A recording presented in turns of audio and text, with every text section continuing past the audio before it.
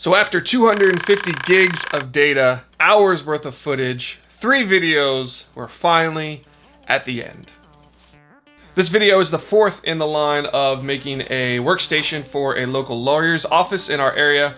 This video is wrapping everything up. If you haven't seen the previous 3 videos, I will leave links for them in the description below and you'll see the cards throughout the video. The first video was about making the cabinets, second video about the drawers, and the third video was about the drawer faces. Now, these boards were about 9 feet long when I got them rough cut, and I'm in the process now of cutting it down. The final dimensions for this particular top are about 8 feet long, 26 or so inches wide, and about 1 inch thick. Actually, not too much cleanup for this particular project. The hardwood dealer I got this wood from actually does a really good job getting these into good dimensions to work with without doing a ton of work.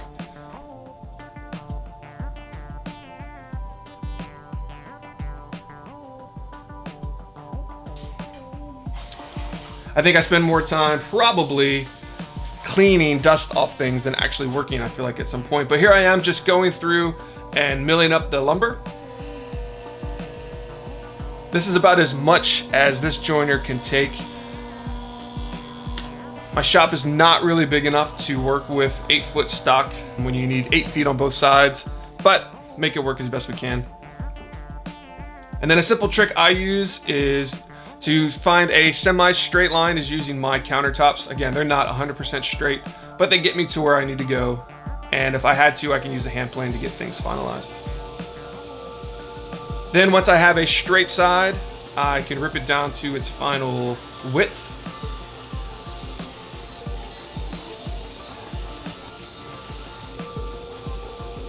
And then run everything through the planer.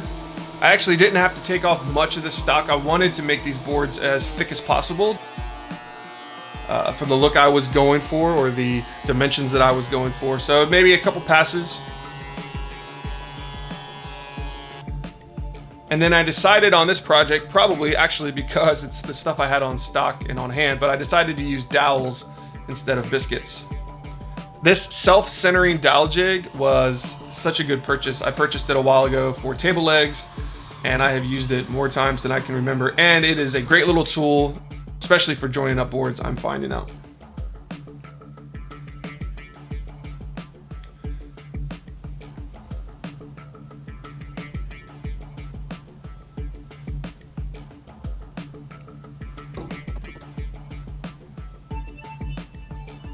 Going through and getting all the boards together. Realizing I never have enough clamps and trying to clamp up as best I can and let it sit for the night. Came out the next morning, took the clamps off, and started the sanding process. First used a rasp just to knock down any glue or high edges, and went through and used a sander. This is actually a 1950s sander from my grandfather. I love that thing. Cut it down to its final width. And got it ready for finishing. The client actually for this project wanted it to be stained. And so I used a red oak stain. That's the one they chose. And put on 2 coats. Put it on pretty thick first. Let it sit for a while and then took any excess off with a rag. I was a little leery about this. I actually wanted to keep it pretty light, but I actually thought it turned out really well. And then over the course of a few days, put on 3 coats of polyurethane semi-gloss. Sanding in between each coat and then knocking it down with a 600 grit pad at the end to give it a nice sheen, but not too shiny. While that's getting set up, I took everything outside. It was a beautiful day, and sanded everything and got it ready for paint.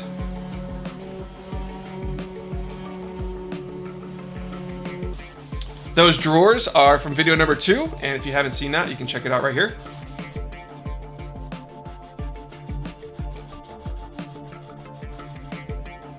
And you can see the workstation, which is video number 1, which I will leave a description for right here.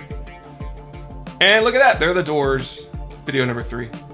I got this paint sprayer from Harbor Freight and decided to give it a go, and it worked really, really well. It was cheaper than anything else. Obviously, it's from Harbor Freight, but when you get the right mixture of paint and water, everything went on really, really smoothly, and I was really surprised how well it worked. Got everything painted, put on 2 or 3 coats, and let it sit for the day.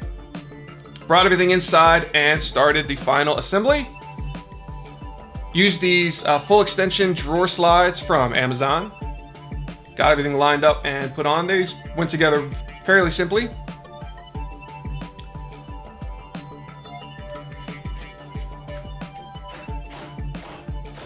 I was really cautious about not trying to punch one of the screws through the plywood. I have done that on previous projects and have learned to take it slow and take it easy. Got all the drawers in. Came in the next morning and started adding all the hardware. This is where I feel like a project can go south really quickly if you don't take your time. So I just spent as much time as I needed. We were about to leave and go on a trip, and so I was a little crunched for time, but I tried to take my time, get things centered, get things put together, because I did not want to go through all that trouble and then mess up at the very end. Once I got things lined up the way I wanted them, went through and just added all the hardware. And there's the final product, installed, put in the lawyer's office. I wasn't able to get any video because I did not want to bother them during a workday, but these are the final pictures, and I am super excited how this came out. And also the client loved it. She chose the colors, and while at first I thought that maybe they wouldn't go together, she nailed it and she got it perfectly right. Thank you so much for watching. If you enjoyed this, or if you have any desire to learn about any of these other things, I have videos about different things. Thank you so much for watching. Hopefully, I will see you soon.